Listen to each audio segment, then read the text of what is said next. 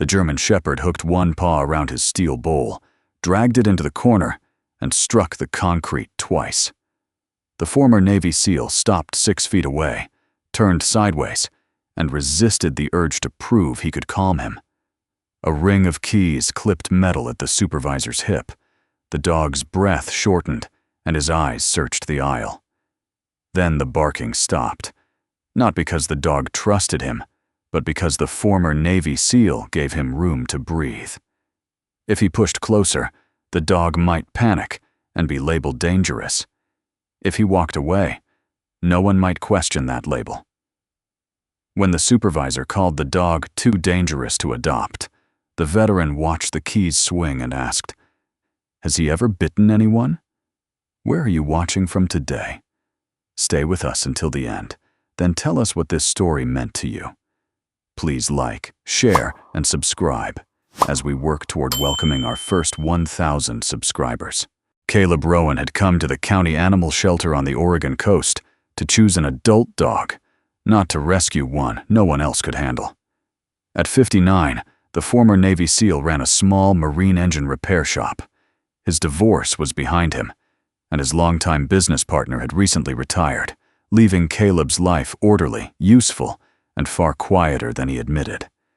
He wanted a dog calm enough to ride in his truck, rest in the shop office, and give him a reason to leave work before dark. Before the staff member leading his tour reached the final row of kennels, a German Shepherd barked 3 times.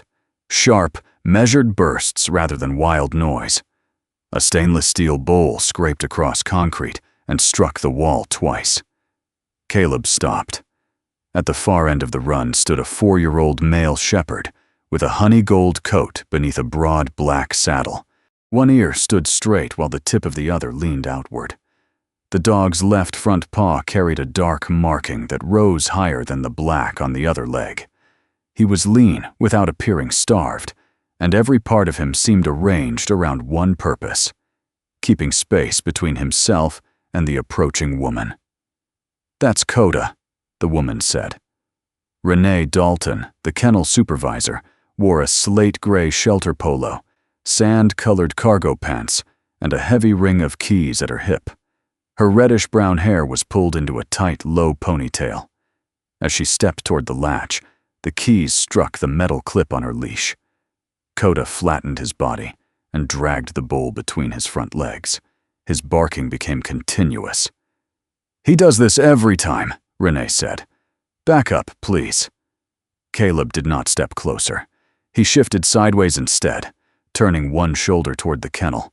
His olive-drab combat shirt fit closely through the body, while the camouflage sleeves showed dark horizontal bands near the upper arms. He lowered his eyes and let his hands hang where the dog could see them.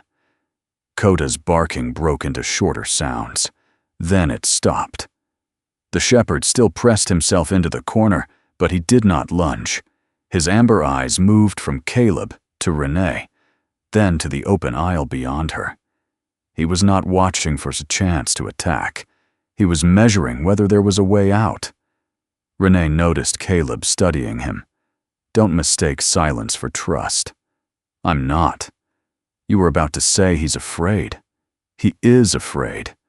So are plenty of dogs that can still be handled." The answer came out harder than Caleb intended. "Maybe the way he's being handled is part of the problem." Renee drew herself straighter. "You have been standing here less than 2 minutes." Caleb knew the truth of that, but irritation had already taken hold. He had seen men hide panic behind anger, stillness, and obedience. He had also seen what happened when someone treated fear as defiance. The recognition felt immediate enough that he almost trusted it as proof. Koda shifted one paw. The bowl gave a soft, metallic click. That small sound stopped Caleb from answering again. The dog was not asking anyone to defend him. He was trying to preserve the only barrier he had. Caleb looked at Renee. "What is his status?" "Not available for public adoption." Because he barked? Because 2 behavior assessments could not be completed safely. We can't reliably leash him or move him through a doorway. Has he bitten anyone? No documented bite causing injury. Then he hasn't failed an adoption.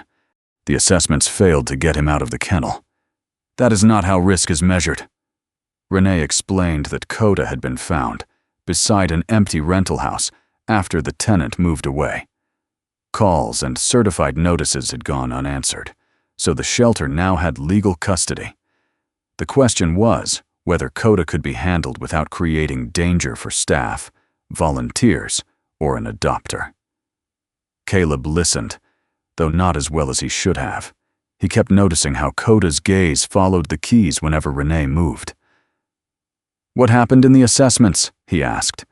He would not allow the lead to be attached. When pressure was added, he escalated. "What kind of pressure?"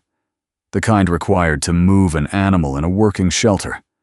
Koda began barking again when Renee placed her hand near the latch. Caleb stepped half a pace forward before he caught himself. "Mr. Rowan." The new voice came from behind him. Evelyn Hart, the shelter director, had entered the aisle without hurry. She was 63, with short salt and pepper hair and a composed face that made quick arguments seem out of place.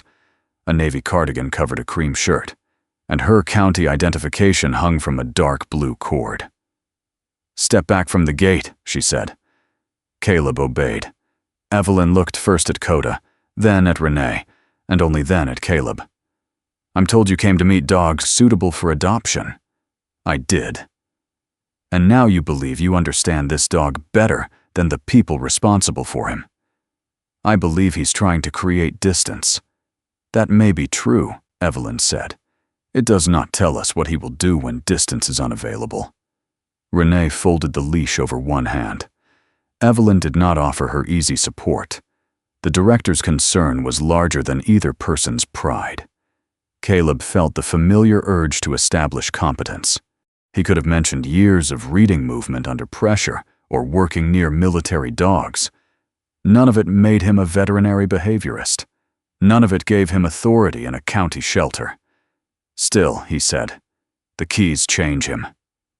"Or the previous owner carried keys," Renee replied. "That is possible," Evelyn said, "which is why observation is not the same as evidence."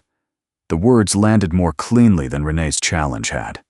Years earlier, a man Caleb trusted had admitted that something felt wrong before a training operation. Caleb had treated the concern as nerves that discipline would settle. Nothing catastrophic had happened, but the friendship never fully recovered. The man had needed Caleb to listen, not take command of his fear. Caleb looked down at his scarred brown work boots. He had come for a manageable companion, a dog who could fit into the life he already had. Within minutes, he had begun turning Koda into another problem he believed he could solve by seeing faster than everyone else. "What is the proper way to request another evaluation?" he asked. "There is a written request," Evelyn said. "It requires review by me and our veterinarian. Approval would not guarantee direct contact, foster placement, or adoption." "I understand." "It would also require you to follow instructions even when you disagree with them." Caleb met her eyes. "I understand that too." At the front desk, he completed the form slowly. He listed his home, the fenced portion of his property, the repair shop, his work hours, and the fact that no other animals lived with him. Where the application asked why he wanted the dog reassessed, Caleb avoided claims he could not prove. "The dog shows a stronger reaction when his exit appears blocked. I may be wrong about the cause. I am requesting a supervised, independent review." He read the sentence twice before signing. Through the closed door to the kennel wing came a distant metallic scrape, then 2 quiet taps. Caleb handed the form to Evelyn. That morning, he had entered the shelter looking for a dog who could fit neatly into his routine. He left without one, and with the first responsibility he had chosen in a long time that offered him no control over the outcome. 3 days after filing the request, Caleb Rowan returned to the county shelter before the morning kennels had grown noisy. Evelyn Hart had approved 3 observation sessions, but only after the shelter veterinarian cleared Koda for limited participation. Caleb arrived with no promise of touching the dog, walking him, or taking him home.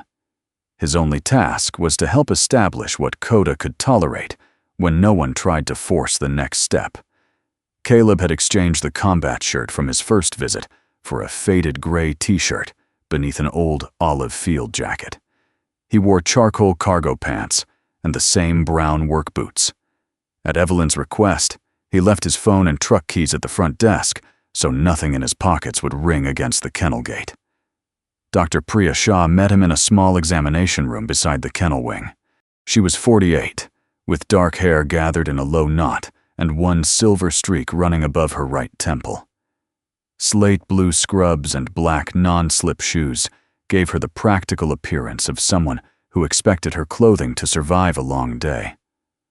Koda has no fever, no obvious joint pain, and no neurological signs that explain the behavior, she told Caleb.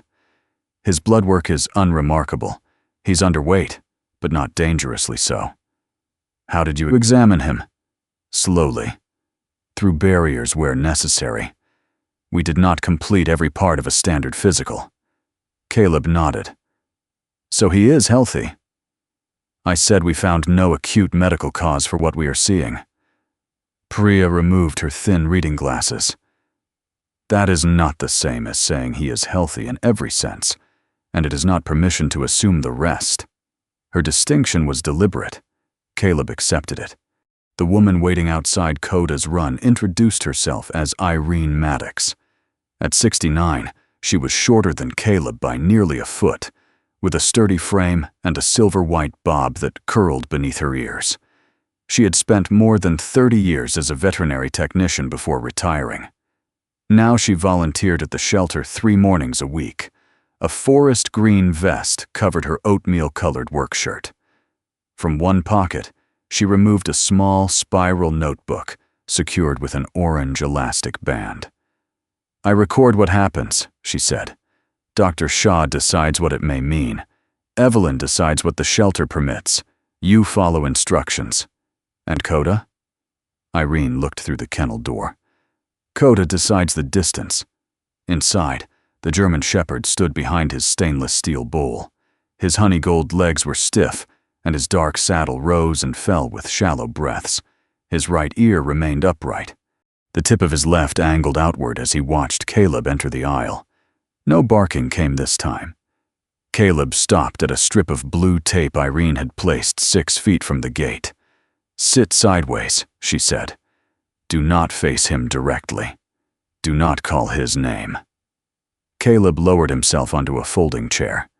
The work boots that had seemed ordinary at the front desk now felt large and intrusive on the concrete. He placed both hands on his thighs. Irene gave him 6 pieces of cooked chicken. Roll each piece past him, she said. Not toward you. Caleb looked at her. You want the food moving away from me? I want approaching you to remain his choice. He rolled the first piece through the lower opening in the gate. It stopped near the back wall. Koda's nose moved, but his feet did not. The second piece landed closer to the bowl. After nearly a minute, Koda stretched his neck forward, took it, and returned to the corner before chewing. Caleb said nothing. By the 4th piece, the dog no longer waited a full minute. He moved one paw, then another, keeping most of his weight behind him. The dark marking on his left front leg rose higher than the black on the other, making the paw easy to track against the pale floor. Irene wrote in her notebook. What are you recording? Caleb asked quietly. Time before eating. Body position.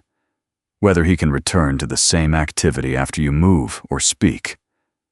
That tells you if he trusts me? No. It tells me what happened. The answer carried no insult, but it removed the conclusion Caleb had already begun forming. For 20 minutes, little changed in any dramatic sense. Koda ate. Caleb sat. A cart rattled somewhere beyond the wall, and the dog lifted his head but did not bark. When Caleb adjusted one boot, Koda stopped chewing for several seconds, then resumed.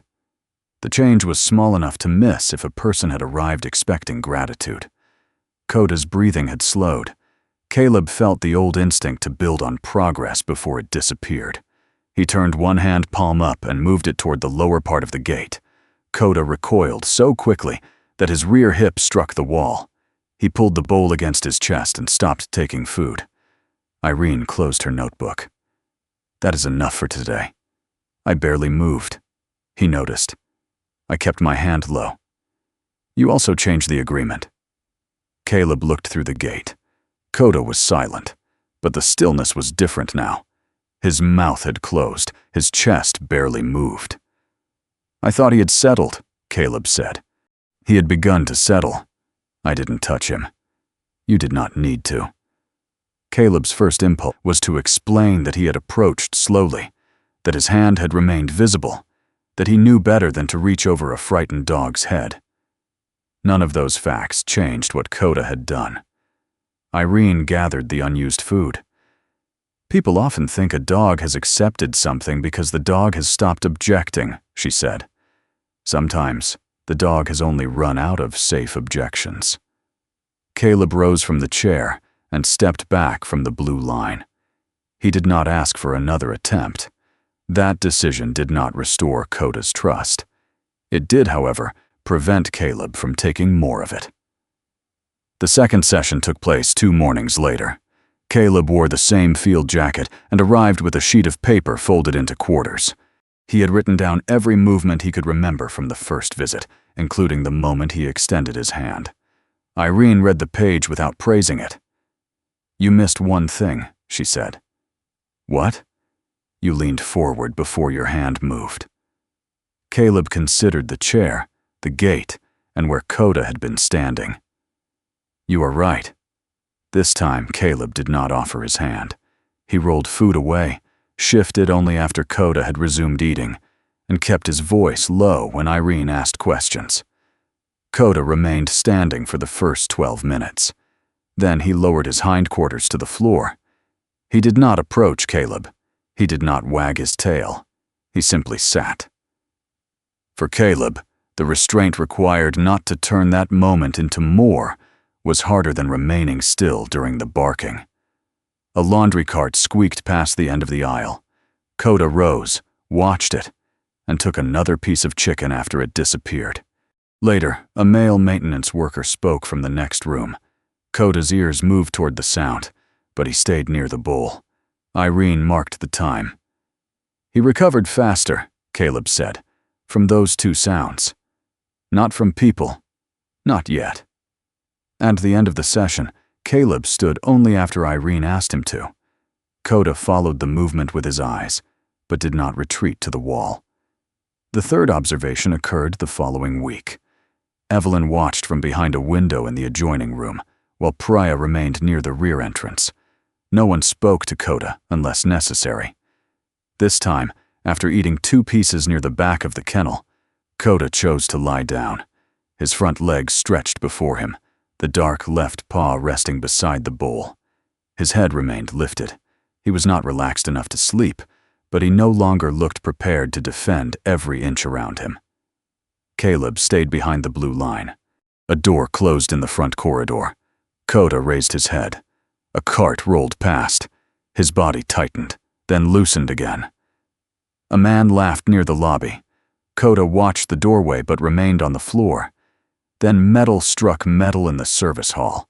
The sound was no louder than the cart. It was the familiar meeting of a key ring and a leash clip. Koda came upright in a single motion. The bowl scraped backward beneath his chest.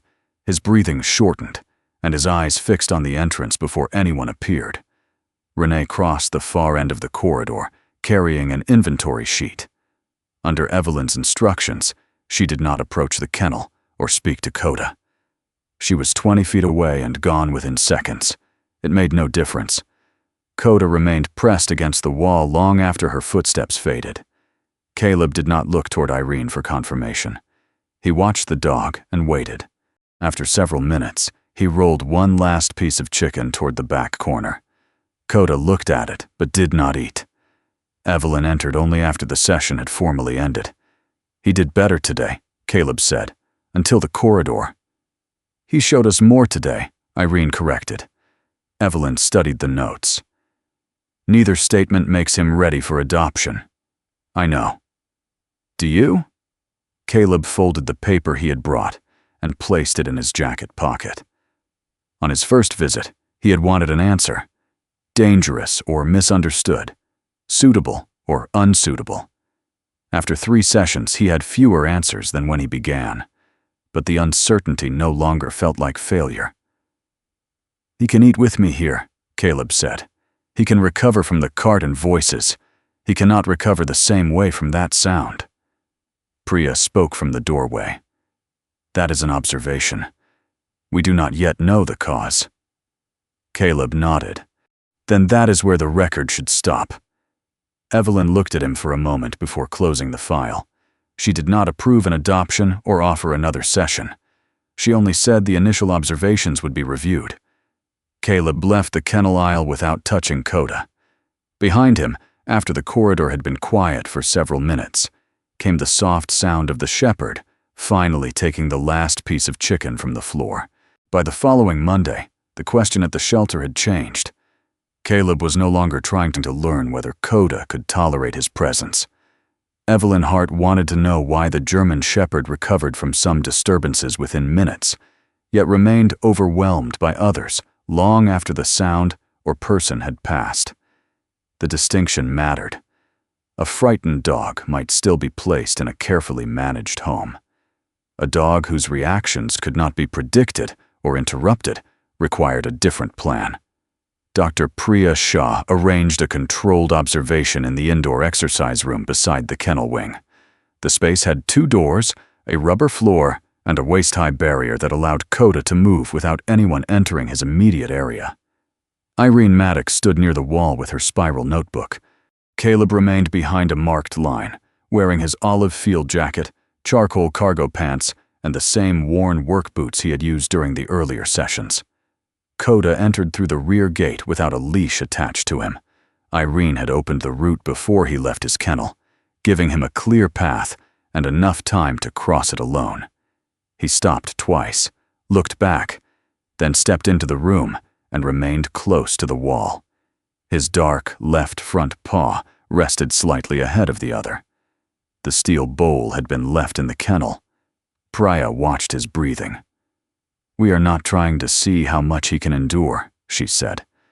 "We are looking at what he can recover from." A maintenance cart rolled past the viewing window. Koda stiffened. His right ear pointed forward, while the angled tip of his left ear turned toward the sound. He moved 3 steps toward the rear gate, then stopped. Irene placed a piece of chicken on the floor from outside the barrier. 28 seconds later, Koda ate it. Irene wrote down the time. A few minutes later, a hose was turned on in the washroom across the corridor. Water struck the bottom of a utility sink with a hard, uneven sound. Koda lowered his body and stared toward the door, but he did not bark. When the water stopped, he remained tense for nearly a minute before taking food again. A male animal care worker crossed the distant end of the hall and spoke to someone out of sight. Koda paced once along the wall, returned to the rear gate, and then lay down without being asked. Caleb had begun to understand why Irene recorded recovery rather than reaction alone. Nearly any shelter dog could startle in a place filled with metal doors, unfamiliar smells, and voices arriving from rooms it could not see.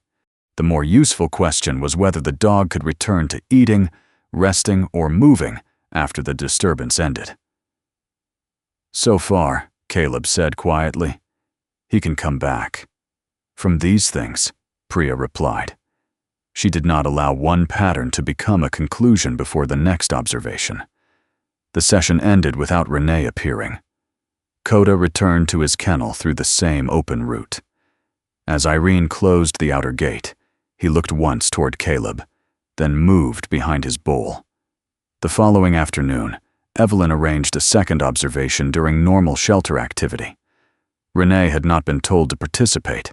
She was simply scheduled to carry inventory sheets from the supply room to the front office, a task she performed several times each week. Koda stood inside his kennel when the service door opened. The first sound was Renee's keys. They struck the metal clip at her hip only once.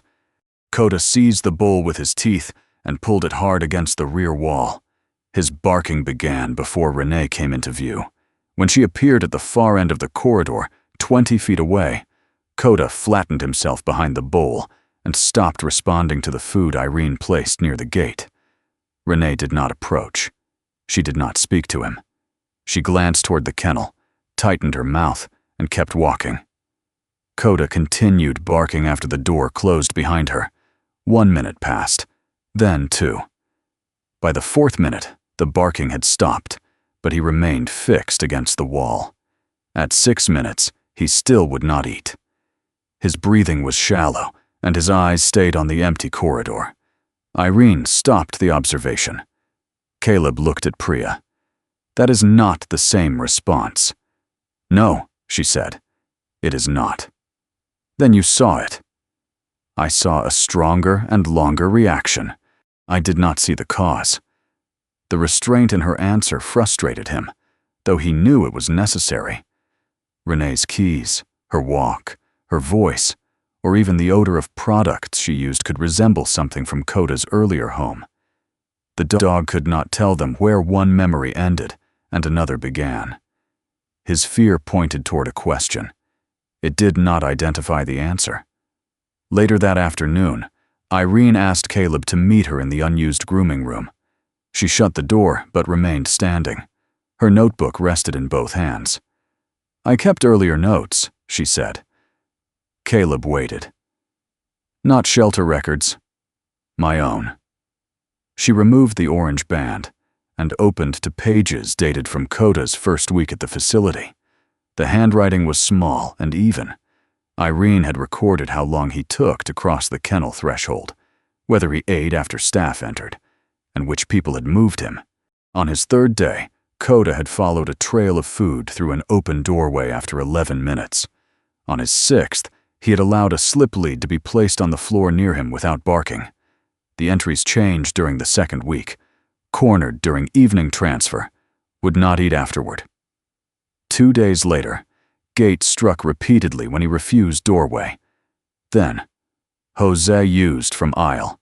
Dog moved only after water reached rear wall. Caleb raised his eyes from the page. "Who handled him?" Irene's thumb pressed against the notebook's edge. "Renee. You saw it?" "Some of it." "And you wrote it down, but did not report it?" Irene's face did not harden in defense. That made the answer more difficult to hear. "I spoke to her once," she said. "She told me volunteers did not understand what the staff had to manage after hours. She said if I interfered again, Evelyn might decide I was no longer useful here." "Would Evelyn have done that?" I did not ask. Caleb looked back at the pages. Irene had spent a career helping frightened animals through examinations and recovery. She had known enough to recognize what was happening.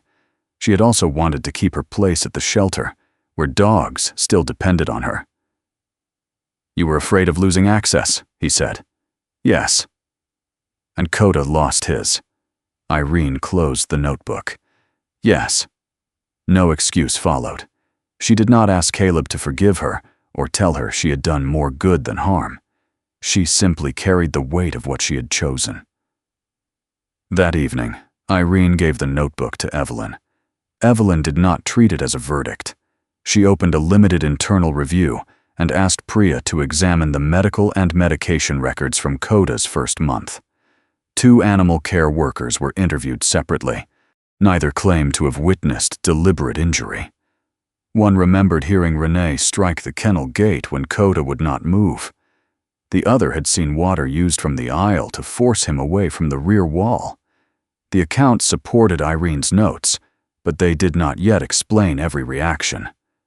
Priya found another problem. Several handling reports described Koda as having completed calm, cooperative transfers. On those same dates, his medical chart showed that he had received medication prescribed to reduce severe stress before necessary handling. The medication itself had been appropriate. The omission was not. Without that context, anyone reading the behavior file would believe Koda could cooperate normally on some days and become inexplicably dangerous on others. Evelyn placed the reports side by side on the conference table. "Who entered these?" Caleb asked. "Renee completed the handling notes," Evelyn said. "The medication record was entered by veterinary staff." So she changed the truth. We do not yet know whether she intended to mislead anyone or used poor documentation. Intent matters in an employment review. The result is the same for Koda. "The consequence may be the same," Evelyn said. "The process cannot be." Caleb leaned back. On his first day, that answer would have sounded like delay disguised as caution. Now he understood what happened when certainty moved faster than facts. He did not like waiting. He also no longer wanted justice built on the same kind of assumption that had labeled Koda dangerous. Evelyn called Renee into the room the next morning. Renee arrived in her slate-gray polo and sand-colored cargo pants. Her reddish-brown hair was pulled tightly at the nape of her neck. She listened while Evelyn described the discrepancies, then looked toward Irene's notebook. "You kept a private file on me?" "I kept notes on the dogs," Irene said. "You stood there while we were short 4 people and wrote down how long everything took." "I wrote down what happened." Renee turned to Evelyn. "You know what evenings are like here. You know what happens when a 90-pound dog refuses a doorway and there are 12 kennels left to clean." "I know the shelter is understaffed," Evelyn said. "Then you know waiting 20 minutes for every frightened dog is not realistic. Using pressure that makes the next transfer harder is not efficient either." Renee folded her arms. "This is because the former SEAL decided he understands dogs?" Caleb did not answer. Evelyn did. "This review is based on behavior records, medication logs, and staff statements. Mr. Rowan has no role in your employment status." For the first time, Renee looked less angry than tired. "I did what kept the place moving." Evelyn's voice remained level. "That may explain the first bad decision. It does not explain repeating it after the dog became less manageable." Renee was not dismissed.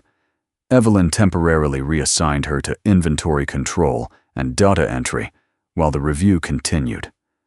The written order allowed her to use service corridors and administrative areas, but prohibited direct handling of Koda. The decision satisfied no one.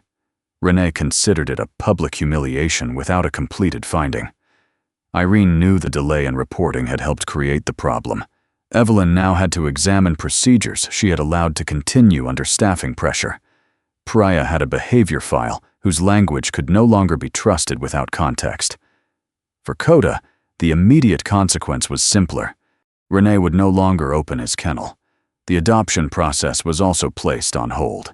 Caleb stood outside Evelyn's office after the meeting, looking through the narrow window toward the kennel wing. He had come to the shelter, wanting to take one dog home.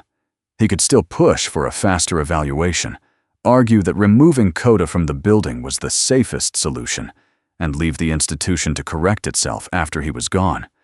Instead, he watched Irene carry a clean bowl toward the final row. For the first time, the question was not whether Caleb could earn Koda's trust.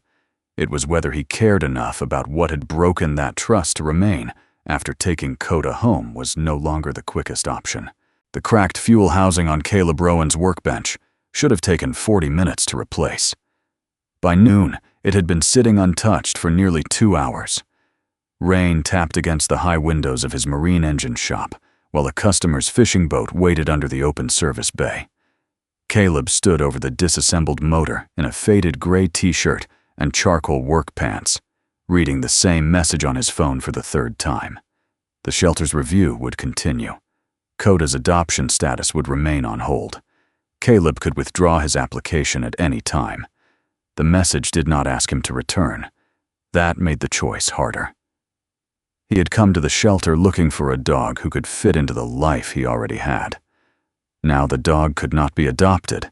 The shelter was reviewing its own staff, and every additional visit took Caleb away from a business that depended on him. The practical answer was to step back and let the county handle its problem.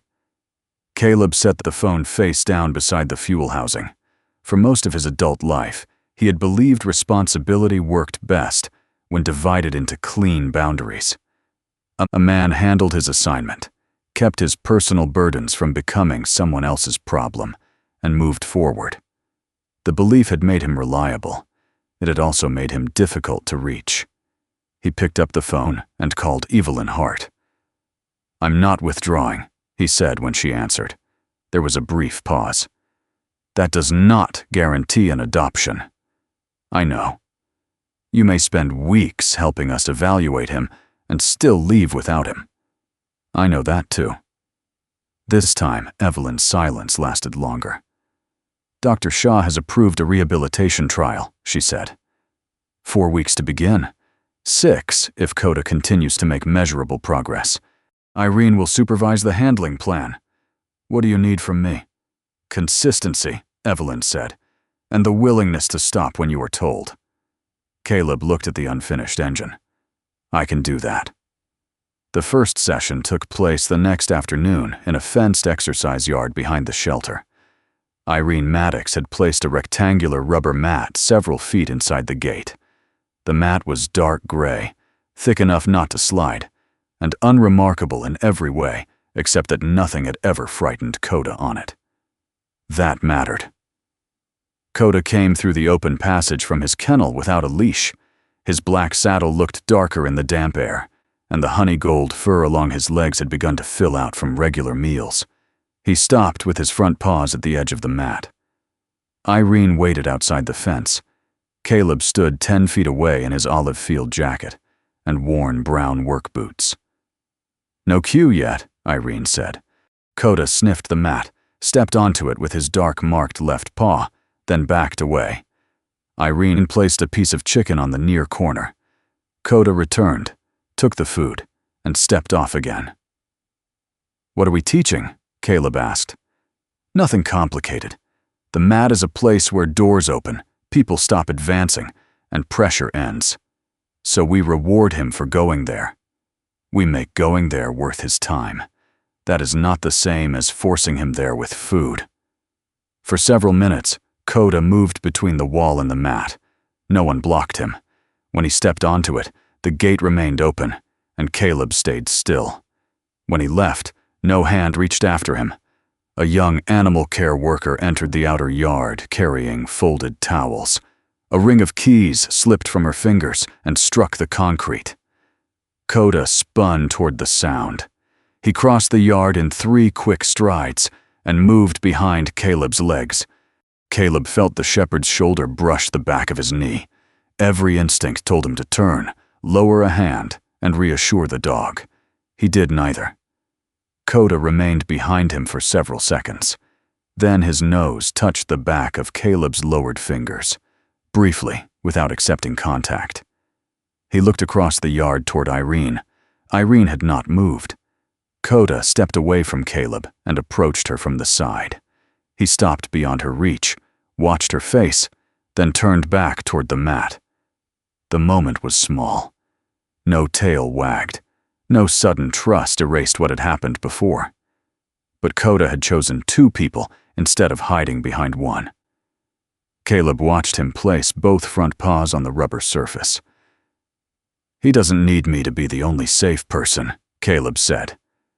No, Irene replied. That would not be safety. That would be dependence. The words followed him back to the shop. The next morning, Caleb called a semi-retired diesel mechanic who had occasionally helped during busy fishing seasons. He offered the man 3 afternoons a week through the end of the month. The cost would narrow Caleb's margin on several repair jobs, and training someone else to manage the schedule would take time he did not feel he had. He hired him anyway.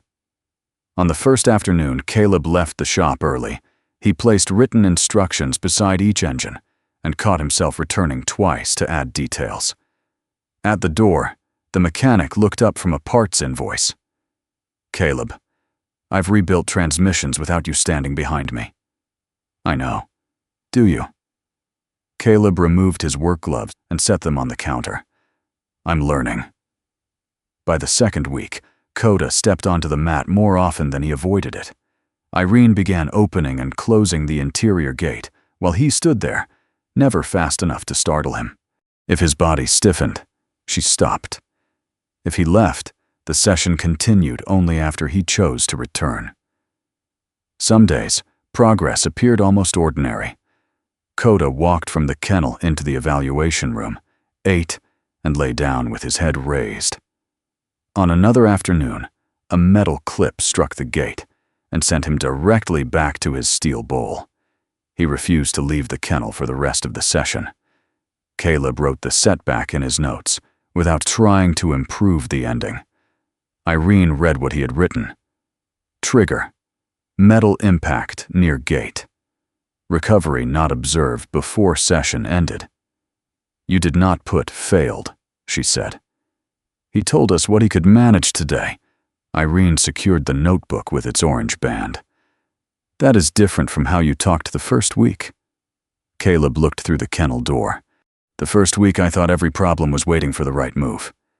And now? Some problems are waiting for you to stop making the wrong one.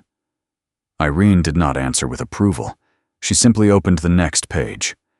During the third week, Koda began following the open route from his kennel to the indoor room, without food, placed along the entire path.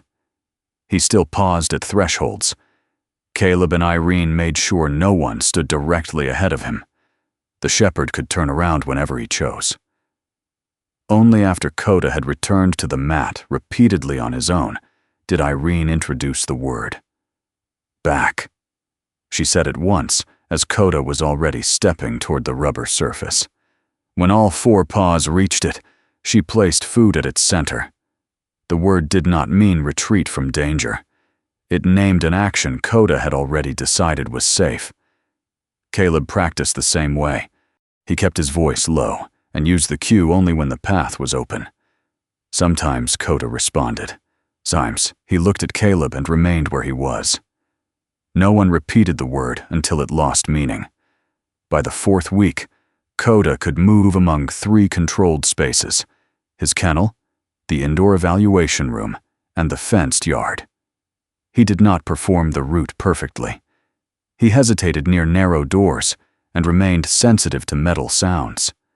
But he could often return to the mat after a mild disturbance and resume eating within several minutes. Dr. Priya Shah reviewed Irene's notes at the end of each week. She measured progress by recovery, not obedience. Evelyn required the same standard before extending the trial for 2 additional weeks. The extension created another problem for Caleb. The fishing season was approaching, and the shop's workboard was full. One customer complained that Caleb had not personally inspected a rebuilt cooling system. Another questioned why a temporary mechanic was handling a job Caleb usually performed himself. Caleb's first reaction was to take every task back. Instead, he reviewed the work, corrected one minor error, and left the rest in the other mechanic's hands. The shop did not collapse. The customer's boat left on schedule. That evening, Caleb arrived at the shelter 10 minutes late. He expected Irene to be irritated. She was already in the yard with Koda standing near the mat. "You missed the first exercise," she said. "I know." "Everything all right?" "The shop ran without me." Irene glanced at him. "You sound disappointed." Caleb almost smiled. "I may be." In the 5th week, Irene stood at one side of the yard, while Caleb remained near the open interior door. Koda moved between them without being called. He approached Caleb closely enough to sniff the fabric pouch at his hip, then crossed toward Irene and waited near her left side. Neither person reached for him. A delivery truck backed up somewhere beyond the fence. Its warning signal sounded in slow electronic beeps. Koda moved toward the wall, stopped, and looked toward the mat. Caleb opened more space around the doorway. "Back," he said. Koda took 2 steps toward the mat, paused, then completed the distance. His breathing remained fast, but he did not return to the corner. Irene waited before placing the reward. "That was not perfect," Caleb said. "It does not need to be." Koda lowered his head and ate. At the beginning of the 6th week, Evelyn scheduled a final controlled evaluation for Friday morning. Koda would be asked to travel the familiar route through the kennel, indoor room, and fenced yard. The team would observe whether he could recover from a mild planned disturbance and respond to the mat cue without being blocked or pulled. Passing the evaluation would not approve an immediate adoption. It would allow Evelyn to consider a 30-day foster-to-adopt placement after a home inspection and a written management plan. Caleb accepted the terms without negotiation. As Evelyn entered the date into the shelter calendar, she mentioned that a routine animal transfer was also scheduled for Friday. Several dogs already approved by a partner facility would leave that morning to ease crowding in the county kennels. In the records office, Renee Dalton sat at a computer entering inventory totals. Her reassignment allowed her to process supply orders and prepare draft transport paperwork, though she remained prohibited from handling Koda. A preliminary transfer list appeared in the shared folder on her screen. Renee scrolled past the names of the approved dogs. Then she saw the calendar notice for Koda's final evaluation, scheduled only an hour before the transport vehicle was due. For 6 weeks, Koda had been learning that stepping back could lead somewhere safe. Caleb had been learning the same thing. Neither of them knew that someone else had begun to see their progress as a threat. At 7:12 on Friday morning, Renee Dalton added Koda's identification number to a draft animal transfer list. The German Shepherd's final controlled evaluation was scheduled for 8. A transport van from a partner shelter was due at 9, and Caleb Rowan was already driving toward the county facility through a steady Oregon rain. By the time anyone reviewed the draft, Renee intended Koda to be waiting in the loading area with the other dogs. She sat alone in the records office, wearing her slate-gray shelter polo beneath a dark fleece jacket. Her reddish-brown hair was pulled into its usual tight knot at the nape of her neck. Since being removed from direct animal handling, she had spent her shifts counting supplies, entering invoices, and preparing transport paperwork for Evelyn Hart's approval. Renee could not authorize a transfer. She knew that. Every animal on the list still required medical clearance, approval from Evelyn, and confirmation from the receiving facility. Koda had none of those things, but Renee did not need the van to leave with him. She only needed him brought out of his kennel before the evaluation began. If Koda refused the transport lead, panicked in front of unfamiliar workers, or became impossible to control in the loading corridor, the incident would enter his behavior record. The 30-day foster-to-adopt plan would be postponed. Irene Maddox's notes would look less like proof of damaged trust and more like an older volunteer's wishful thinking. Caleb's 6 weeks of work would become one man's failure to understand a dangerous dog. Renee placed the cursor over Koda's identification number. For years, she had helped keep the shelter moving through short staffing, broken equipment, and kennels filled beyond the number the building had been designed to hold. She had worked double shifts when others called in sick. She had cleaned floors after closing and taken frightened dogs through doors because no one else was available. None of that made the line on the screen honest. She pressed enter anyway. At 7:38, Caleb parked beside the shelter service building. He wore his olive field jacket over a gray shirt, charcoal cargo pants, and the brown work boots Koda had seen throughout the training period. His truck keys were already inside the fabric pouch at his hip, replacing the metal ring that had once struck his belt whenever he walked. The final evaluation had been explained carefully. Koda would travel through 3 familiar spaces: the kennel passage, the indoor exercise room, and the fenced yard. Irene and Caleb would observe whether he could return to the rubber mat after a mild disturbance.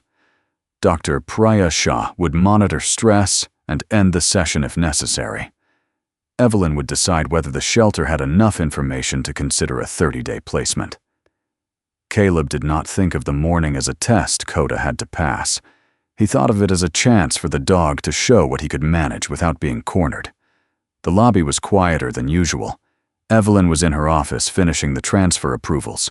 Priya had been delayed several minutes by an emergency examination, involving another shelter animal.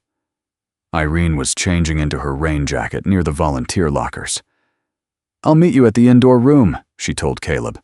Her silver-white hair was tucked behind one ear, and the orange elastic band was already wrapped around her notebook. "Do not open anything until we are all there." "I won't." Caleb continued down the public corridor toward Koda's row. From behind the service wall came the rattle of a wheeled transport crate. A van door closed outside. Those sounds belonged to the scheduled transfer and did not concern Koda. Then a stainless steel bowl struck concrete. Once, twice. Caleb stopped. During the first weeks, Koda had dragged the bowl close whenever someone crowded the entrance to his kennel. Later, the behavior had become less frequent. It had never disappeared completely. The 2 hard taps did not mean the dog understood that Caleb was nearby or was deliberately calling for help. They meant Koda believed his route was closing. Caleb tried the public access door to the kennel wing. It was locked until the morning cleaning was complete. He moved toward the viewing window and saw only the final portion of the service corridor. A flash of orange crossed it. Renee was wearing a reflective loading vest. Caleb turned back toward the front desk. "Where is Evelyn?" The receptionist pointed toward the office, but before Caleb could reach it, a metal gate slammed beyond the wall. The bowl struck the floor again. Caleb did not wait for an explanation. He walked quickly, not running, through the administrative passage Evelyn had authorized him to use during scheduled sessions. At the service door, he entered a code provided only for supervised visits. The door released. Halfway down the corridor, he saw Renee standing outside Koda's kennel. "What are you doing?" he asked. She did not turn immediately. A gray transfer lead hung from one hand. In the other, she held a clipboard containing the draft list. "He's being moved to staging." "He is not on an approved transfer. He is on the working list." "You entered him." Renee faced Caleb. The dark fleece had been replaced by the orange reflective vest required in the loading area. A metal leash clip rested against her palm.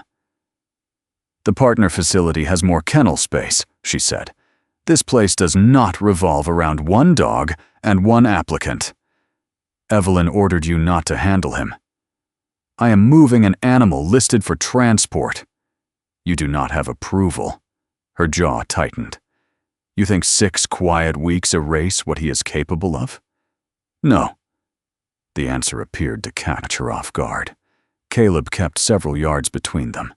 Koda stood behind his bowl, body low, amber eyes moving between Renee and the service door at the far end of the run. "No one said the risk disappeared," Caleb continued. "That is why the evaluation was scheduled. And if he behaves for you on a rubber square, you take him home and everyone decides I caused the rest? This is not the place to settle that. This is exactly where it gets settled." Renee turned back to the kennel. The interior gate connected Koda's run to a narrow transfer passage. Beyond it was a 2-door vestibule leading to the fenced loading yard. The design prevented an animal from reaching the road, even if it slipped free inside the staging area. Normally, 2 trained staff members prepared a dog for transport. The receiving facility verified the record before the kennel was opened. Neither step had happened. Renee released the first latch. Koda pulled the bowl against his chest. Caleb took 1 step forward, then stopped before entering the narrow space around the gate. "Renee, close it. If Evelyn wants it closed, she can tell me herself. She already did." Renee opened the gate several inches and lowered the loop of the transfer lead toward the floor. "Come on, Koda." The dog did not move. She slid the lead farther inside. Koda's weight shifted toward the rear wall. His right ear remained upright. The angled left tip flattened slightly. His breathing became quick and shallow. Renee pulled the lead back and tried a different angle.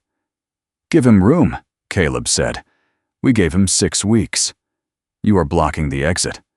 I'm standing outside the kennel. You are standing in the only direction he can go." Renee looked down the corridor. Irene and Priya had not yet appeared.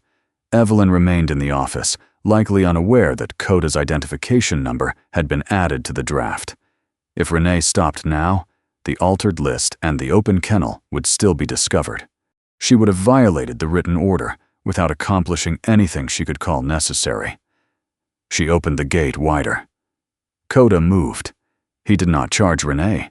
He slipped along the rear wall, passed beneath the loose lid before she could lift it, and crossed into the transfer passage. Renee caught the gate before it struck the frame, but the second interior door had already been left open for the approved transport dogs. Koda ran through this vestibule and into the fenced loading yard. A worker outside stepped back and raised both hands. The outer vehicle gate remained secured. There was no path to the street. Koda crossed the wet pavement once, then turned toward the door through which he had entered. He did not circle the fence or search for a place to climb. He stared into the building. From where Caleb stood, the rubber mat in the indoor passage was visible beyond the open vestibule. It had been placed there before the final evaluation. Koda saw it too. His body leaned toward the doorway. Caleb understood what the dog was trying to do. He was seeking the route they had practiced, away from pressure, through the open space, back to the place where approaching hands stopped. Renee entered the vestibule with the transfer lead. "Stay where you are," Caleb told her. "He has to be secured." "Not by closing him in. He's loose in a loading yard. The outer gate is locked. And when the van arrives, the van cannot enter until that gate opens." Renee stepped into the yard. Koda moved toward the doorway, but she shifted sideways to intercept him. The leash clip struck the metal gate with a bright, familiar sound. Koda stopped. Rain darkened the black saddle across his back, his tail lowered. The open doorway and a rubber mat remained visible, but Renee now stood between him and both. Caleb stayed near the inner threshold. Rushing forward would put another body in the narrow route. Grabbing for Koda would repeat the exact pressure the dog had spent 6 weeks learning to escape without panic. "Renee," Caleb said, "move away from the door." She looked back at him. Fear had begun to show beneath her anger. Not fear of Koda alone, but of what would happen when Evelyn reached the corridor and saw the open gate, the altered list, and the dog in the yard. "If I back away," Renee said, "you will say he chose you. This is not about choosing me." Koda's chest moved faster. His eyes shifted from Renee to the mat and back again. Caleb lowered his hands and kept his voice level. "It is about whether you leave him a way out." Renee tightened her grip on the lead. Then she took one more step into Koda's path. Renee took one more step into Koda's path. The German Shepherd lowered his body until his chest nearly touched the wet pavement. His ears drew back, his tail held low, and a deep warning rose beneath the barking. The loading yard was enclosed, but the space around him had become smaller in every way that mattered. Renee stood between him and the open doorway. The metal clip in her hand struck the gate again. Caleb remained at the inner threshold. "Renee," he said, "lower the lead and move left." She tightened her grip instead. "He cannot stay loose. The outer gate is locked. He is still out of control?" Koda's eyes shifted toward the rubber mat inside the building. Rain had darkened the honey-gold fur along his legs. His body leaned toward the doorway, but Renee's position left no clear route. Caleb did not raise his voice. "You are standing where he needs to go." Renee glanced behind her, measuring the distance to the door. That brief turn brought the metal clip higher. Koda lunged. It was not a full charge. He drove forward only far enough to make Renee retreat. She pulled at the inner gate with one hand, caught her heel against the low wheel stop beside the loading lane, and dropped hard into a seated position. The transfer lid slipped from her hand. Koda stopped several yards away. He barked, but he did not close the distance. He did not bite, strike, or attempt to follow Renee when she shifted backward on the pavement. His body remained low and rigid, caught between the need to escape and the fear that moving closer to the doorway would bring him nearer to her. Caleb could have crossed the yard in seconds. He could have reached for Koda's collar or placed himself between the dog and Renee. 6 weeks earlier, that would have felt like the responsible choice. Now he understood it would add another body, another approaching hand, and another blocked route. He moved sideways instead. One measured step took him away from the center of the doorway. A second opened a clear line from Koda to the vestibule. Caleb kept his shoulders turned rather than square to the dog. His hands remained low. The rubber mat was fully visible now. Koda saw the opening. His barking broke into uneven bursts, but he did not move. Caleb waited until the dog looked directly toward the mat. "Back." The word was quiet. He said it once. Koda's eyes moved to Caleb, then returned to the doorway. His front paws shifted, but his weight stayed forward. Rainwater ran from the black saddle across his back. Renee reached toward the dropped lead. "Leave it," Caleb said. "I need to get up." "You can. Do not reach toward him." She froze, one hand pressed against the pavement. Koda took a step backward. The movement did not look like surrender. His muscles remained tight, and a low sound still came from his throat. But the first step created room for a second. "Back," Caleb said again, only after Koda had already turned his shoulder toward the doorway. The shepherd moved across the yard in short, uncertain steps. He stopped at the vestibule, glanced behind him, then entered. Caleb did not follow. Koda crossed the inner threshold and reached the rubber mat. His dark, marked left paw touched first, then the other front paw. By the time all 4 feet stood on the mat, his barking had fallen to strained, broken sounds. He was still frightened. He had also chosen the route. Irene Maddox appeared at the end of the corridor in her brick-red quilted jacket, followed closely by Dr. Priya Shah. Neither woman rushed through the doorway. "Outer gate?" Irene asked. "Locked," Caleb answered. "Renee?" "On the ground. No contact." Priya looked through the opening and assessed the scene before moving. "Caleb, remain where you are." "Irene, secure the inner gate after Koda clears it." Koda was already inside, standing on the mat with his head lowered. Irene closed the gate slowly, taking care not to let the latch strike the frame. Priya entered the yard only after Renee had moved several feet away from where Koda had been. She knelt at Renee's side without touching her immediately. "Where does it hurt?" "My wrist." "Did the dog make contact with you?" "No." "Did you hit your head?" "No." Priya examined the wrist and found swelling but no obvious deformity. A later X-ray would confirm a bruise and mild sprain, not a fracture. Inside the corridor, Irene remained beyond Koda's reach. She did not offer food. The shepherd's breathing was too fast, and his attention had not yet returned to the room. Caleb stood on the other side of the marked line they had used during training. Koda looked toward him. Caleb resisted the urge to kneel, praise him, or reach out. The dog had done something important, but celebration would have been another demand placed on him before he had recovered. Several minutes passed before Koda lowered his hindquarters onto the mat. Irene made one note in her spiral book. Evelyn Hart reached the loading corridor after the immediate danger had ended. Her navy cardigan was open over a cream blouse, and she carried no folder. She looked first at Renee, then at the open kennel route, and the transfer lead lying in the rain. "What happened?" she asked. Renee spoke before anyone else could. "He got loose during staging." Evelyn's attention settled on her. "Who authorized you to stage him?" Renee did not answer. Evelyn turned to the loading worker. "Close the area. The scheduled transport will wait until every approved animal is rechecked." Then she entered the records office. The draft transfer list was still open on Renee's computer. Koda's identification number appeared beneath the approved dogs, but no veterinary clearance, receiving confirmation, or director's signature accompanied it. The system log showed the entry had been added at 7:12 that morning under Renee's account. Evelyn returned to the corridor and handed Renee a written notice of immediate administrative leave. "This is not a final finding," she said. "You are not to access shelter property or county records while the review is active." Renee held the paper in her uninjured hand.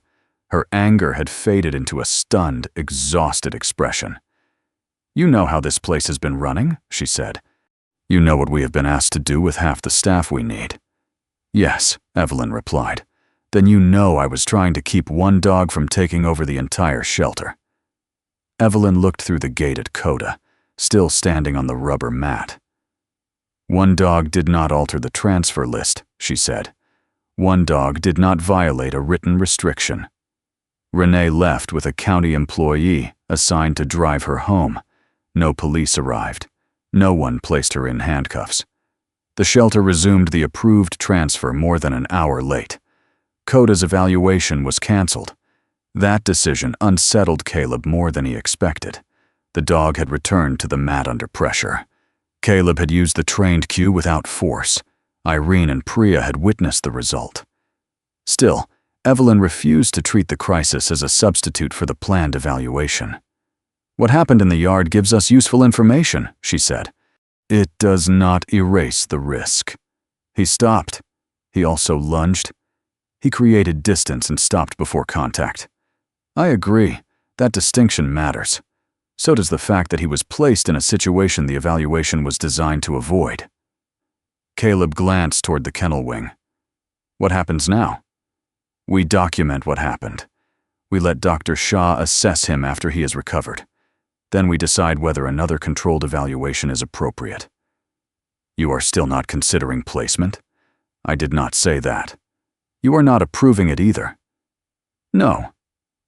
A month earlier, Caleb might have argued until Evelyn gave him something that sounded like progress.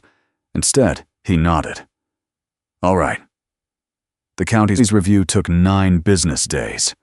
An investigator examined entry logs, the edited transfer document, routine video from the loading area, medical records, and statements from everyone present. The camera had no dramatic angle and recorded no sound clear enough to explain motives. It did show Renee opening Koda's kennel alone, entering the loading yard with the lead, blocking the interior route, and falling without physical contact from the dog. Renee was interviewed and allowed to respond. She said she believed Koda's placement plan placed public safety behind one applicant's emotional investment. She also argued that shelter leadership had ignored staffing shortages and inconsistent handling rules for years. The investigator found that some of her concerns about the shelter were valid. Her actions were not. Renee had knowingly violated the no-contact order, altered a draft document outside her authority, and moved an animal into a transfer area without medical or administrative approval. The county ended her employment. The decision did not close the matter for Evelyn. At the next staff meeting, she acknowledged that the shelter had allowed the person regularly handling a dog to contribute too much weight to that same dog's behavioral classification. Volunteers had no confidential way to report concerns. Staff received safety instructions, but little training in how repeated coercion could make future handling more dangerous. Irene sat at the conference table with her notebook closed in front of her. "I should have reported what I saw," she said. Evelyn did not rescue her from the admission. "Yes," then she added, "you also should have had a safe way to do it." Priya proposed separating daily handling notes from formal behavior assessments and requiring medication context in every report. Evelyn approved the changes for county review. Caleb was not invited to design the policy. His role remained limited to Koda. On the afternoon the investigation ended, Evelyn met him beside the indoor exercise room. Koda stood behind the barrier, watching Caleb without barking. The rubber mat lay near the open rear gate. "The foster-to-adopt option remains under consideration," Evelyn said. Caleb waited. "There will be another evaluation after Dr. Shah approves it. If Koda meets the standard, we inspect your house and require a written management plan. And the shop. That is part of the concern. Metal tools, narrow work base, customers coming and going. The life you described on your original application may not suit him. Caleb looked at Koda. He had come to the shelter asking whether the dog could fit into his truck, his office, and his workday. For 6 weeks, nearly every question had been about what Koda could learn to tolerate. Evelyn handed him a blank home assessment form. "The next question is not whether you can control him," she said. "It is whether you are willing to change the conditions around him." Behind the barrier, Koda stepped onto the mat without being called. Caleb folded the form once and placed it inside his jacket. For the first time, bringing Koda home no longer meant returning to the life Caleb already had. Koda's second controlled evaluation took place 11 days after the incident in the loading yard. There was no transport van, no unfamiliar worker, and no one standing in the doorway. Caleb Rowan, Irene Maddox, and Dr. Priya Shah followed the same routine they had practiced for weeks. Koda moved from his kennel to the indoor room, paused at the threshold, and returned to the rubber mat after a maintenance cart passed in the corridor. He did not perform perfectly. His breathing quickened when a metal latch closed, and he needed almost 3 minutes before taking food again. That recovery was enough for Evelyn Hart to approve the next step. "This is a 30-day foster-to-adopt placement," she told Caleb. "Not a reward. Not a declaration that every risk is gone." Caleb signed beneath the conditions without arguing. Before Koda could leave the shelter, a county adoption coordinator inspected Caleb's house. The small cedar-sided home stood several miles inland from his marine repair shop, far enough from the harbor that the constant hammering and diesel noise could not be heard. The backyard already had a 6-foot fence, but one lower section near the tool shed needed reinforcement. Caleb replaced it and added a second gate inside the rear entry, so Koda could not reach an open exterior door directly. The spare bedroom became a quiet retreat. Caleb removed a metal folding rack, covered the floor with washable rugs, and placed the familiar rubber mat near the wall. Koda's steel bowl sat several feet away, not in a corner. No one would enter that room unless the dog chose to remain present. The written plan also changed Caleb's work schedule. He kept the part-time mechanic he had hired during the 6-week training period. For the first several days, Caleb would remain home. After that, he would leave only for short periods and return before Koda's stress had time to build. The shop office was removed from the plan entirely. "You originally wanted a dog to go to work with you," Evelyn said. "I originally wanted the dog to fit my schedule. And now? Now the schedule is the part I can change." Koda left the shelter on a gray Tuesday morning. He did not walk beside Caleb through the lobby. Irene and Priya opened a controlled path from the kennel to a secure transport crate already fastened inside Caleb's truck. The crate door remained open while Koda examined it from several feet away. It took 26 minutes. No one pulled the lead. No one crowded behind him. Koda stepped inside only after Irene placed the rubber mat on the crate floor and moved away. Caleb drove home without music. When the truck stopped, Koda remained inside the crate for another 12 minutes before walking into the fenced yard. He circled the perimeter, checked the rear gate twice, and chose the strip of covered ground beside the house rather than following Caleb indoors. Caleb left the back door open and went inside alone. By late afternoon, Koda crossed the threshold.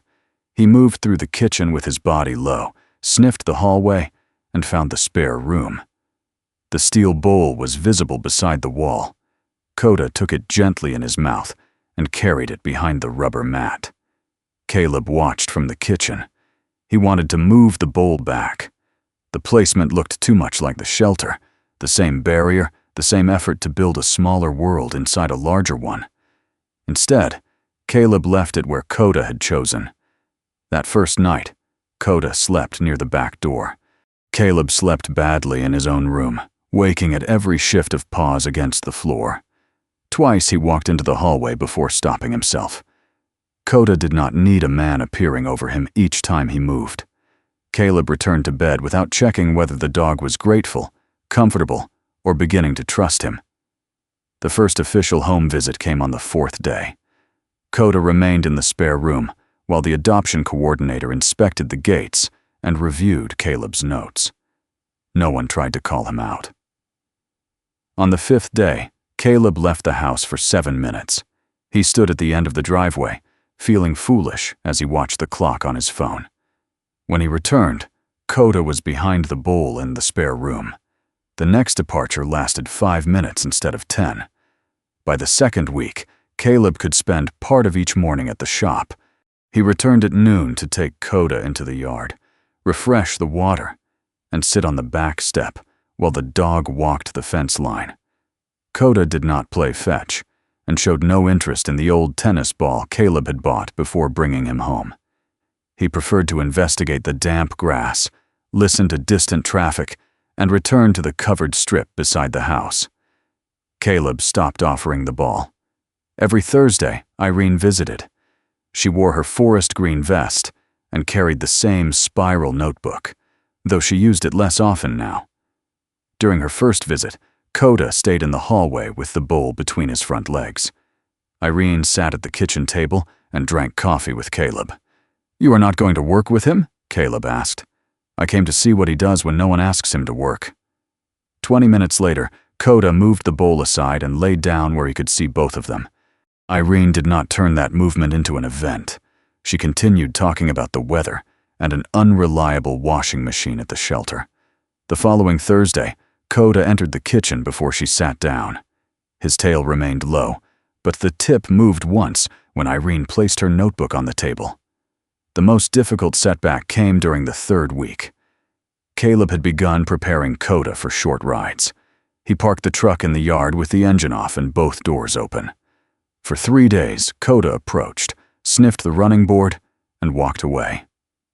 On the 4th day, Caleb placed the rubber mat inside the rear crate and waited. Koda put his front paws on the running board. Caleb leaned forward.